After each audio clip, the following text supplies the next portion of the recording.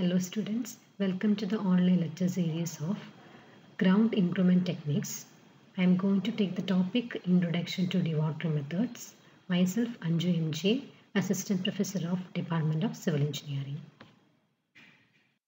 So, what is dewatering?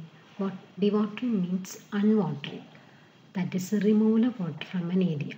It is usually done at a construction site to remove the surface water or groundwater from it. And this process is normally done either by letting the water evaporate or through the use of a dewatering pump. So there are two operations. One is evaporation and second one is the use of a dewatering pump. And let's see why it is necessary. It is necessary before any excavation is done so that the construction crew have a dry land to step on and also to lower an area's water table that may cause problems when the excavation work is big. And dewatering is also the term for control of groundwater by pumping. And in a construction site, it may be known as the construction dewatering. And it is when it is used in the mine site, it is known as mine dewatering. And this process can be defined as pumping wells or sumps to temporarily lowering the groundwater levels to allow excavations to be made in dry and stable conditions below the natural groundwater level. So it can be a permanent lowering of groundwater table. So it is the permanent stoppage of flow of water within the ground. So concession dewatering is defined as the taking the groundwater out of a particular concession site or at a problem. And let's see what is the difference between concession dewatering and permanent groundwater control. The first point is for concession dewatering, it is a temporary lowering of groundwater table at a concession site to permit subsurface constructions.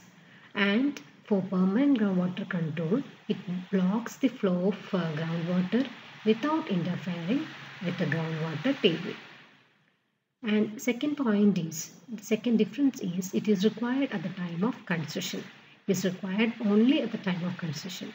But in the case of permanent groundwater table, it is required during and even after construction.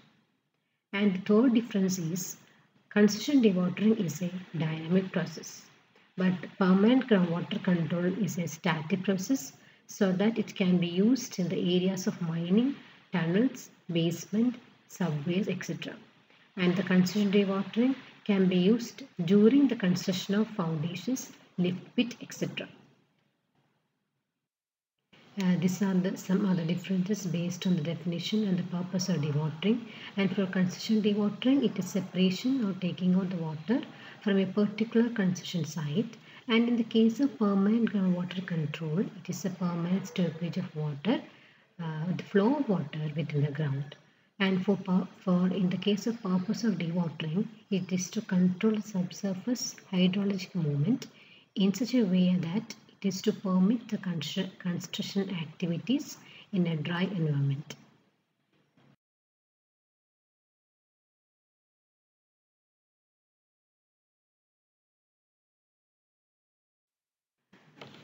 And what is this groundwater control?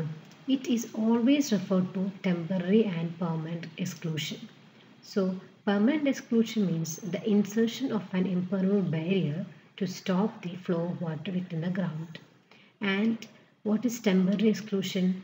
It is a lowering of the water table and within the economic depth range of about 1500 mm using subsoil drainage methods for deeper treatment using a pump or pumps, etc. And let's see based upon this figure.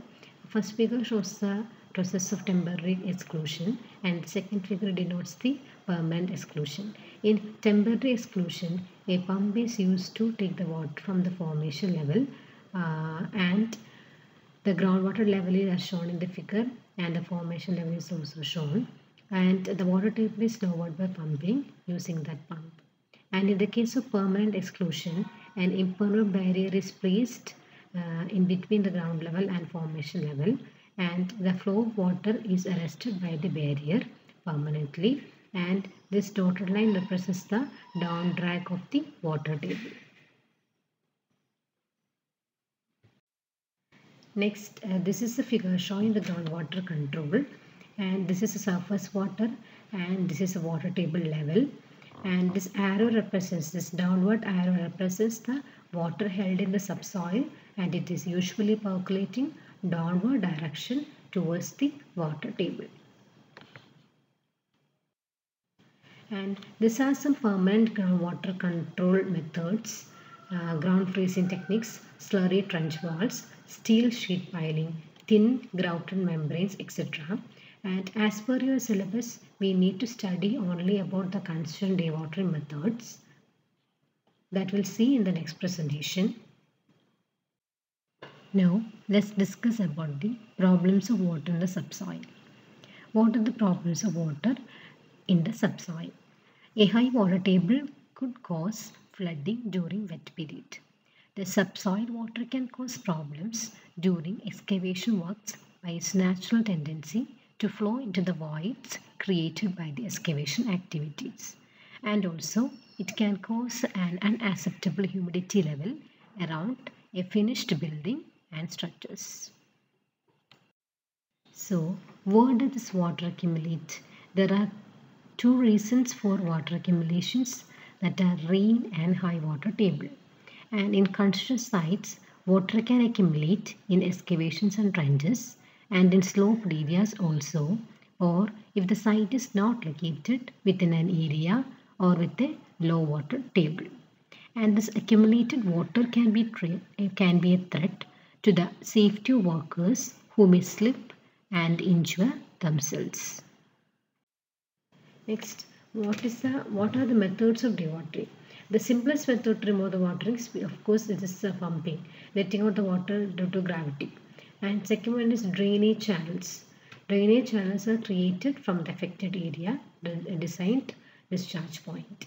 And to protect the channels, ditch linings can be used in the elevated construction site. And if the site is lower than the designated discharge area, submersible dewatering pumps are very necessary. And to remove the water through a siphoning or using a construction machinery to scoop up water is also possible. Now let's see what are the precautions during dewatering. The quickest way to remove accumulated water from a construction site is through the use of a pump. It is the easiest method also. But however, dewatering is not simply submerging the pump in the affected area and letting the water out somewhere else. There are precautions that must be followed to ensure that the soil erosion and other problems are avoided. So one of the considerations that builders have to keep in mind is that the location for the discharge water must be carefully selected.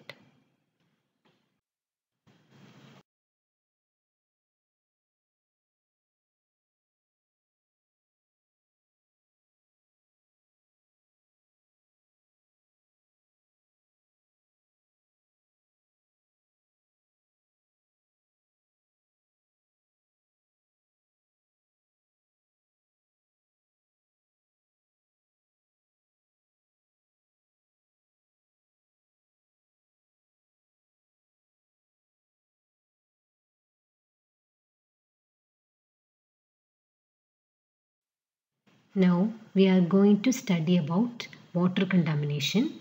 Dewatering at a construction site involves the risk of water being contaminated with grease and oil. Because the water contaminated with industrial grease must never be discharged into the environment, because it may damage the soil and the surrounding areas that have vegetation. So if the accumulated water is contaminated, an oil and water separator must first be used. So a separator is used to separate the oil from water. Once separated, the water can be discharged and the oil can be disposed of properly following the regulations. And other applications of dewatering are: dewatering is also done in mining excavations, particularly in rock mines, burrow pits, etc. And it is also conducted in lake excavations for making stormwater management system. And of course, it is used in some applications like utility lines like sewers, water, telephone, and electricity. This is a closing thought. Wherever the dewatering is done, the builders and contractors must always make sure that the best management practices are followed to ensure that erosion is prevented and no harm is done to the environment. And what are the dewatering techniques? We have two types of methods. First one is pumping method and second one is exclusion method. As per your syllabus, we need to study in detail about the pumping methods. That we have four pumping methods: sump pumping, shallow well pumps, well points, and deep well. That we will discuss about. So thank you all. Study well, stay home, stay safe.